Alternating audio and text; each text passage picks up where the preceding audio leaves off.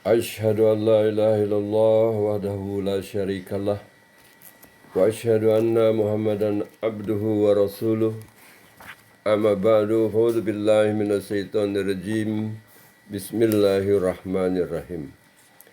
Assalamualaikum warahmatullahi wabarakatuh. Dalam beberapa pembahasan sebelum ini telah dijelaskan mengapa di dalam Al-Quran itu cerita tentang surga atau jannah itu bermacam-macam penjelasan rinciannya. Ada yang sangat sederhana, yaitu hanya dikatakan jannatin tajri min tahtihal anhar, kebun-kebun yang di bawahnya mengalir sungai-sungai, sampai penjelasan yang demikian rinci, misalnya dalam surah At-Tur, atau surah Ar-Rahman, atau surah Al-Waqiah, sangat rinci sekali. Dijelaskan tentang di surga pun ada dua macam surga secara umum, yaitu surga yang sifatnya khusus untuk orang yang khusus, dan surga gambaran rinciannya untuk orang yang umum. Jadi inilah yang telah dijelaskan mengapa hanya digambarkan jannatin tajri min tahtihal anhar.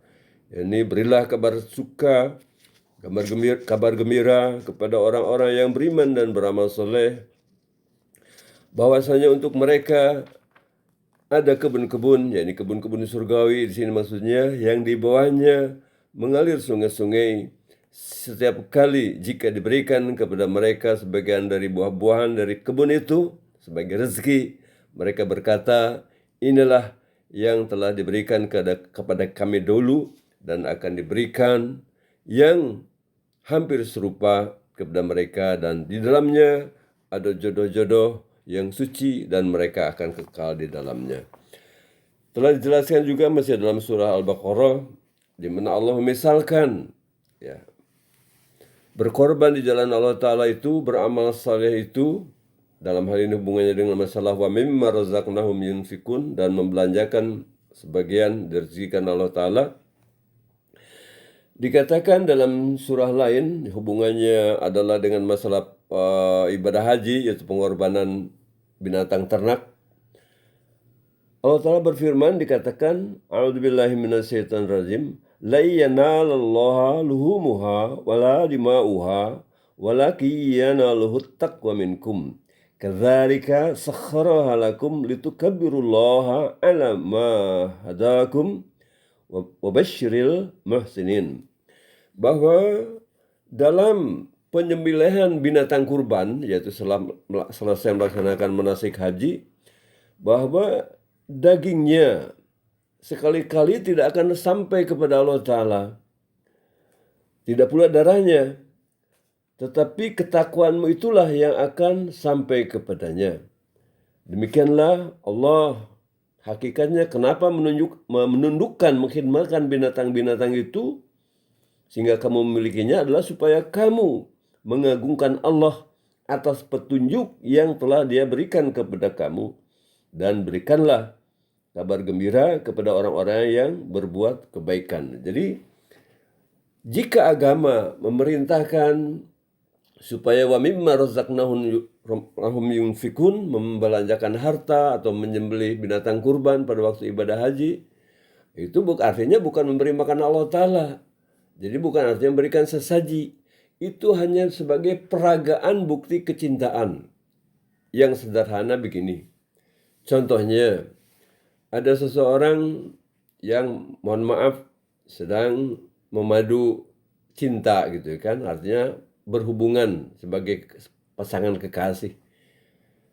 Mengatakan kepada calon istrinya itu bahwa saya mencintai Anda segelamanya, seperti itu. Nah, bagaimanapun muluknya kata-kata cinta yang dikemukakan kepada orang yang dicintainya, jika hanya sekedar kata-kata, itu akan menimbulkan keraguan. Setiap hari mengemukakan kata-kata manis, kata-kata cinta. tetapi tidak pernah dilaksanakan. Apa bukti kecintaan itu? Nah, oleh karena itu, yang benar adalah bukan saja kata-kata yang manis, tetapi juga bukti yang nyata. Apa bukti kecintaan itu? Apa bukti rasa sayang itu? Seperti itu ya. Begitu juga di sini. Namun kata Allah Ta'ala di sini, kalau Allah Ta'ala memerintahkan, mengorbankan sebagian rizki dari Allah di jalannya, itu bukan berarti Allah membutuhkan makan. Bukan berarti bahwa Allah itu membutuhkan minuman. Oleh karena itu di sini dikatakan bahwa daging dari pengorbanan itu sama sekali tidak pernah sampai kepada Allah Ta'ala. Tapi ketakwaan yang mendasari pengorbanan itulah yang sampai kepada Allah Ta'ala. Sedang dagingnya kemana? Dagingnya kepada sesama manusia. Atas dasar inilah dikatakan bahwa carilah aku. Dalam hadis qudsi dikatakan carilah aku di antara orang-orang yang miskin. Karena aku berada di antara orang-orang yang miskin. Dalam hadis lain juga ada dikatakan, begitu juga ada. Nabi Isa pun dalam Injil mengatakan yang sama, hanya dikatakan di situ raja. Ingatlah ketika raja berkata kepada kalian, katanya. Atau Allah Ta'ala berkata kepada orang yang beriman, yang ngaku cinta kepada Allah Ta'ala. Dulu aku lapar, tetapi engkau tidak memberiku makan. Dulu aku kehausan, tapi engkau tidak memberi minum kepadaku. Dulu aku telanjang, tetapi engkau tidak memberi pakaian kepadaku. Maka orang yang diajak bicara oleh Allah atau Raja tadi mengatakan, katanya, kapan katanya Tuhan, sebagai Tuhan, kapan engkau telanjang? Kapan engkau lapar? Kapan engkau haus? Katanya. Bagaimana mungkin engkau sebagai Tuhan ada lapar, ada telanjang, ada haus, bagaimana mungkin? Begini katanya, tetangga kalian si Anu dulu kehausan, dulu kelaparan, dulu telanjang, ya ini tidak punya pakaian, miskin dan segala macam. Tetapi kalian katanya membiarkan dia. Kalian tidak memiliki empati terhadapnya. Seandainya kalian kemudian memberikan pertolongan kepadanya, maka kalian akan menemukanku dalam perbuatan itu. Nah, inilah hakikat dikatakan bahwa carilah aku di antara orang-orang yang miskin atau di antara anak yatim. Seperti itu. Jadi karena itu di sini dikatakan bukan darah dan dagingnya yang sampai kepada Allah Ta'ala, tetapi ketakwaan yang mendasari perbuatan itu semata-mata mencari wajah Allah Ta'ala, itulah yang sampai kepada Allah Ta'ala. Sedang dagingnya diberikan kepada orang-orang yang memerlukan pertolongan. Saudara-saudara sesama manusia yang memerlukan pertolongan, yaitu hablu minan nas atau hakukul ibad. Itu memenuhi hak-hak sesama hamba.